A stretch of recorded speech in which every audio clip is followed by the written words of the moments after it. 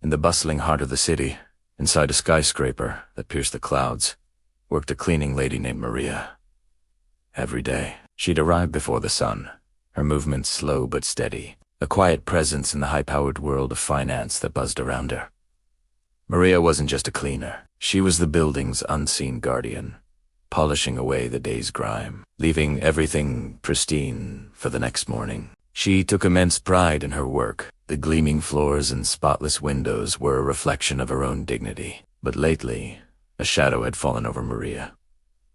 A persistent cough racked her body, growing worse with each passing week. Her steps became heavier, and the simple act of lifting a mop felt like a monumental effort. The sharp, sterile smell of cleaning chemicals now made her dizzy, and she often had to pause, leaning against a wall, just to catch her breath. The executives and traders who rushed past her barely noticed. To them, she was just part of the scenery, a ghost in a blue uniform. They were too absorbed in their world of stocks and multi-million-dollar deals to see the quiet struggle of the woman who cleaned their offices. One afternoon, Maria's cough became so severe, she collapsed in the middle of the grand lobby. She lay on the cold marble floor, gasping for air. People in expensive suits hurried past. Some glanced down, a flicker of annoyance on their faces at the obstruction. Others simply stepped over her, their eyes glued to their phones. Not a single person stopped.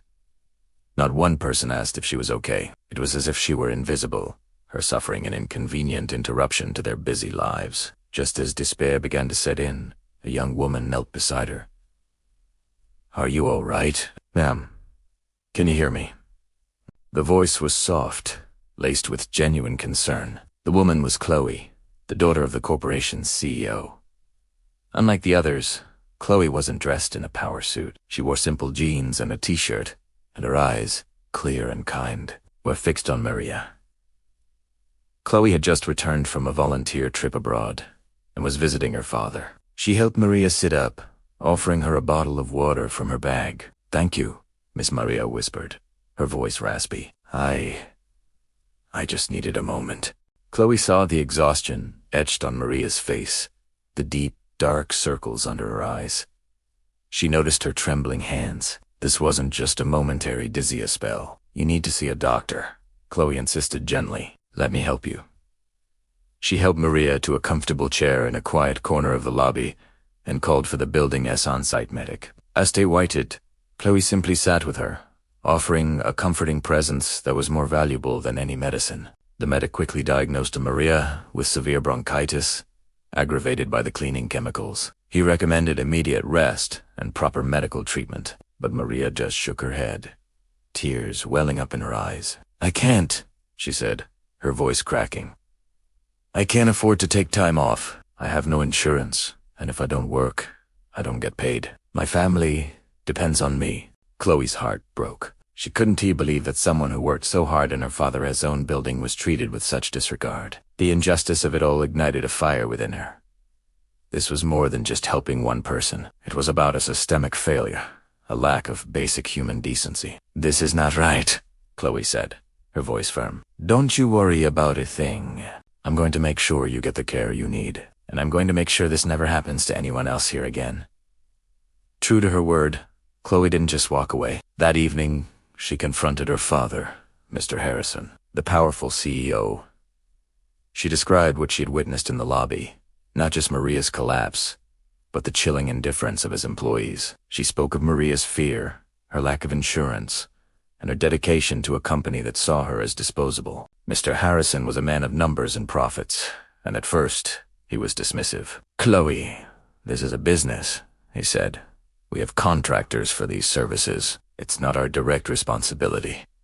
But Chloe wouldn't back down. Responsibility. "Dad, she collapsed on your floor.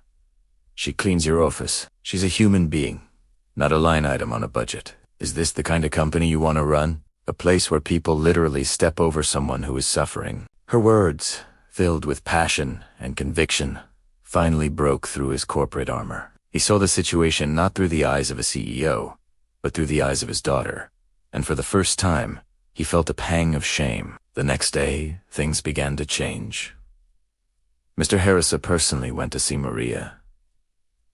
He apologized, not as a CEO, but as one person to another. He assured her that the company would cover all her medical expenses and that she would receive her full salary while she recovered.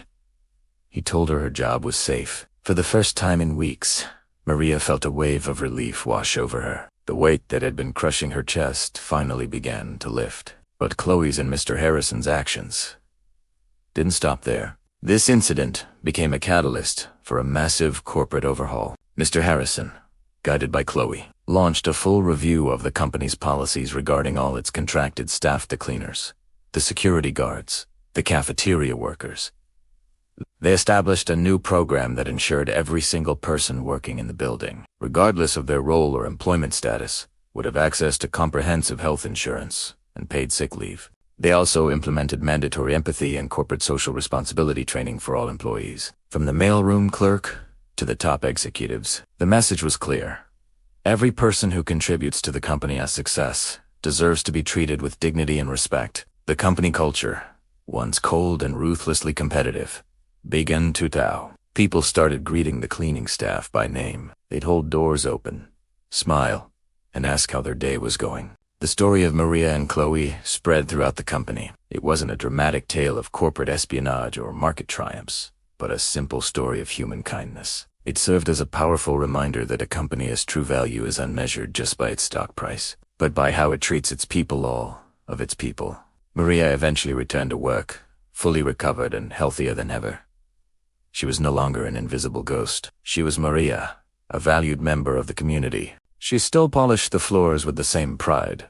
But now, when people walked past, they didn't just see a cleaning lady. They saw a friend, a colleague, and a symbol of the positive change that had swept through the skyscraper. And Chloe, she found her true calling. She didn't join the company to climb the corporate ladder. Instead, she took on a new role, heading the company's new foundation for employee welfare and community outreach. She dedicated herself to ensuring that the values of compassion and empathy were woven into the very fabric of the business. The incident in the lobby had been a wake-up call, not just for her father, but for an entire corporation. It proved that sometimes it takes just one person to stop, to care, and to spark a revolution of kindness that can transform everything. Thanks for watching, and if this story touched you, please give it a like and subscribe for more content that inspires.